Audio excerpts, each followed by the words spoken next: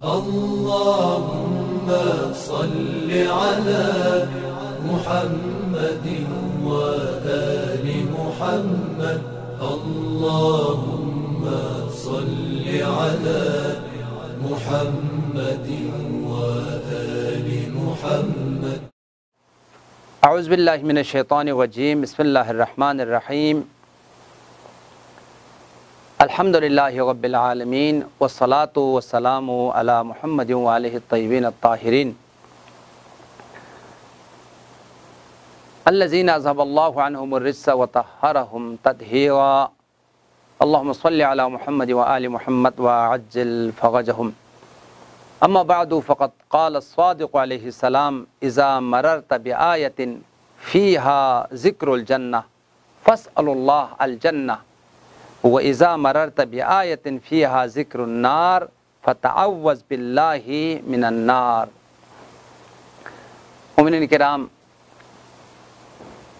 قرآن پاک پڑھنے کے آداب اور پڑھنے کا انداز اور طریقہ کار جو آل محمد نے ہمیں تعلیم دیا ہے، قرآن پاک پڑھنے کے آداب، ان آداب کے بیان میں گفتگو ہے۔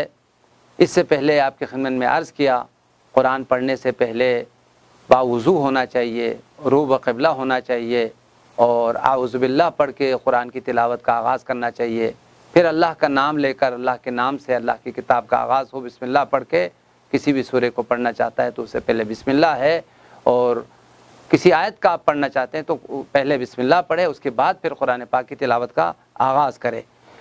روایات میں آیا ہے کہ سرور کائنات کا فرمان ہے قرآن پڑھنے سے پہلے مسواک کرنا مستحب ہے، نماز سے پہلے مسواک کرنا چاہیے، اسی طریقے سے قرآن پاک پڑھنے سے پہلے مسواک کرنا چاہیے۔ مسواک کرنا سرور کائنات کی سنت ہے، اور مسواک جو ہے اس عبادت کی اجر میں، ثواب میں کئی گنا جو ہے وہ اضافے کا باعث ہے۔ فرمایا نظفوا طریق القرآن، قرآن کا جو راستہ ہے، تمہاری زبان ہے، تمہارا منہ ہے، اس کو پاک و پاکیزہ رکھو۔ سرور کائنات نے فرمایا منہ کو کیسے پاک کیا جائے؟ تو فرمایا مسواک کے ذریعے سے تم اپنی زبان کو، اپنے منہ کو پاک رکھو، اور اس طریقے سے قرآن کی تلاوت کرے تو اس کا اجر میں، ثواب میں اضافہ ہوگا۔ اسی طریقے سے ایک انتہائی اہم ترین آداب میں سے قرآن پاک کو بہترین آواز سے، خوبصورت آواز کے ساتھ قرآن کی تلاوت کی جائے۔ متعدد روایات میں ہے قرآن پڑھتے ہوئے بہترین آواز میں اور انتہائی زیبا اور خوبصورت آواز میں قرآن کی تلاوت کرنی چاہیے۔ سرور کائنات کا فرمان ہے لِكُلِّ شَيْءٍ حُلْيَةٌ وَحُلْيَةُ الْقُرْآنِ الصَّوْتُ الْحَسَنِ، کہ ہر چیز کی ایک خوبصورتی ہے۔ قرآن کی جو خوبصورتی ہے وہ انتہائی بہترین آواز ہے، دل نشین آواز۔ جب یہ آواز دوسروں تک پہنچتی ہے تو قرآن کے اندر ایک ایسا عظیم گہرا اثر ہے، انسان ان آیات کی طرف فوراً متوجہ ہوتا ہے کہ پروردگار کی آواز ہے، الہی آواز ہے۔ کبھی جو ہے وہ آیات کے اندر رحمت کی بشارت دی جاتی ہے، کبھی جو ہے وہ عذاب کی سے ڈرایا جاتا ہے۔ تو جیسے ہی اب آیات بہترین طریقے سے پڑھ لیتے ہیں، اس کی تاثیر انسان کی دلوں پر بہت زیادہ اس کا اثر ہوتا ہے۔ لہذا فرمایا قرآن کو بہترین آواز کے ساتھ پڑھنا اور خوبصورت صدا کے ساتھ، خوبصورت آواز کے ساتھ پڑھنا، یہ آداب قرآن میں سے ہے۔ مولا کائنات کا فرمان ہے جب تم قرآن پڑھو گے تو انتہائی غور و فکر کے ساتھ، تدبر اور تفکر کے ساتھ قرآن پڑھو۔ اس انداز سے تم قرآن پڑھو کہ تم قرآن سے عبرت حاصل کر سکے، ہدایت حاصل کر سکے۔ قرآن جو تم سے کہہ رہا ہے وہ پیغام تم لے سکے، خدا تمہیں کیا پیغام دے رہا ہے، اس کلام میں پروردگار عالم نے اس آیت میں تم سے کیا کہا۔ کبھی پروردگار عالم کہتا ہے لا یغتب بعضکم بعضا، غیبت نہ کرو۔ کبھی کہتا ہے لا تاکل اموال الغیر، دوسروں کا مال مت کھاؤ۔ تو جب ہم آیت کو پڑھ لیتے ہیں تو دیکھیں خدا ہم سے کیا کہہ رہا ہے، کیا تقاضا کر رہا ہے۔ اس انداز سے قرآن کو پڑھا جائے کہ ہم قرآن کو سمجھ بھی رہے ہیں اور قرآن سے پیغام اور ہدایت بھی لے رہے ہیں، اور تلاوت کا اجر اور فضیلت اور فیض کو بھی حاصل کر رہے ہیں۔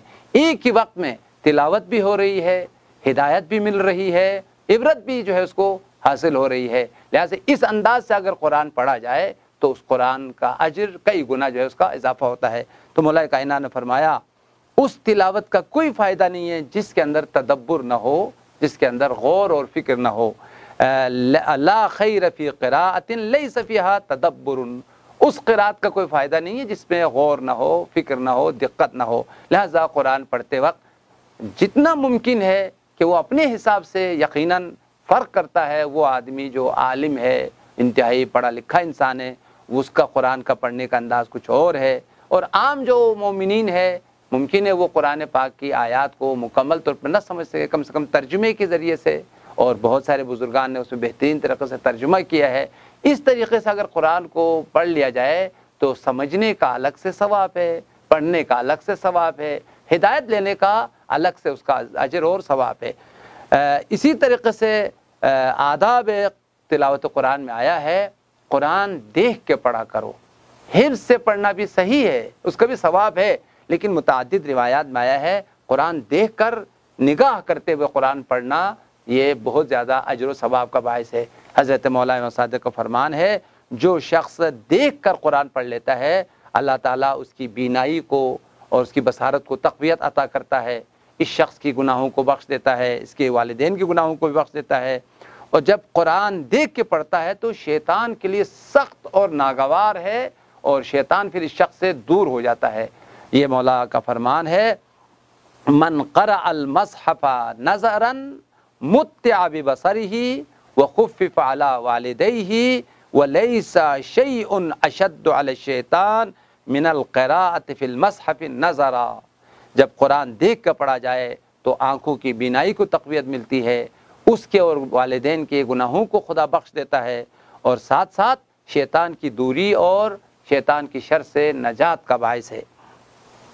ایک اور روایت میں آیا ہے مولا امام صادق نے فرمایا جب تم قرآن پڑھ رہے ہو ایسی آیت پر اگر پہنچ جائے جو جنت کی آیت ہے، رحمت کی آیت ہے، خدا جنت کی بشارت دے رہا ہے، رحمت کی بشارت دے رہا ہے، اعلیٰ اور عظیم درجات کی تمہیں بشارت دے رہا ہے، تو دعا کرو بارگاہ الہی میں خدایا ہمیں یہ درجہ، یہ جنت، یہ رحمت ہمیں نصیب فرما.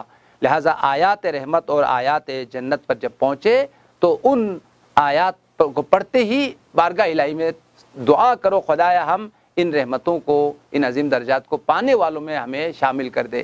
اسی طریقے سے اگر کوئی عذاب کی آیت تمہارے سامنے گزرے، عذاب کی آیت کو اگر پڑھ لو تو خدا سے پناہ مانگو، خدایا اس عذاب سے، اس عقاب سے ہمیں نجات عطا فرما.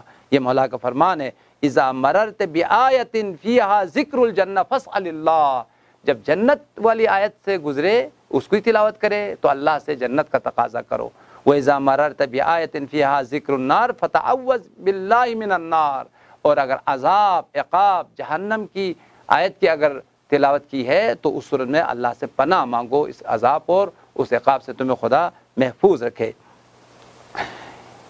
آداب تلاوت میں سے انتہائی آرام سے ٹھہر ٹھہر کر واضح حروف کے ساتھ وقف اور شرائط آداب کو، شرائط تلاوت کو خیال رکھتے ہوئے قرآن کی تلاوت کیا جائے، جس کو قرآن پاک کے صریح لفظوں میں آیا ہے وَرَتِّلِ الْقُرْآنَ تَرْتِيلًا. قرآن کی تلاوت کرو ترتیل کے ساتھ. مولا کائنات سے کسی نے پوچھا ترتیل کیا ہے تو مولا نے فرمایا الترتیل حفظ الوقوف و ادا الحروف. ترتیل سے قرآن پڑھنے کا مطلب یہ ہے جہاں ٹھہرنا چاہیے وقف کرنا چاہیے، وقف کرتے ہوئے حروف کو اپنے صحیح مخارج سے ادا کرتے ہوئے ٹھہر ٹھہر کر قرآن کو جس انداز سے تلاوت کرنا چاہیے اس انداز کے ساتھ تلاوت کرنے کا نام ترتیل ہے.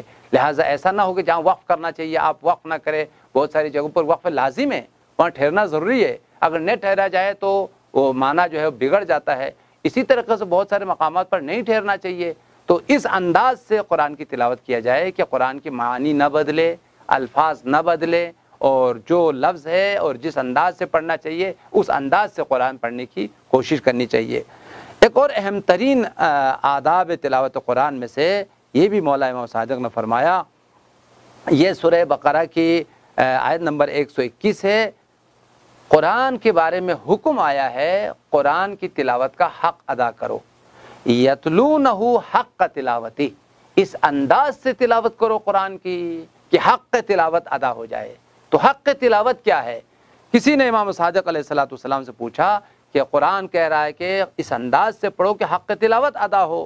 مولا نے فرمایا حق تلاوت یہ ہے کہ تم قرآن کو جب پڑھو گے تو ایک قرآن کی آیات سے عبرت لے لو، قرآن کی آیات سے ہدایت لے لو، اس لیے کہ قرآن میں متعدد قصے ہیں، ان کے لیے کہا گیا ہے فی قصصہم عبرۃ لأولی الالباب، صاحبان عقل کے لیے عبرت ہے، تو ان آیات سے تم عبرت حاصل کرتے ہوئے قرآن پڑھو۔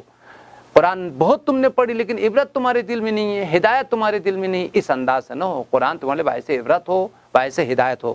اس کے بعد فرمایا وَيَعْلَمُونَ بِأَحْكَامِهِ، اس انداز سے قرآن پڑھو، صرف قرآن کا پڑھنا کافی نہیں ہے، اس پر عمل بھی ضروری ہے۔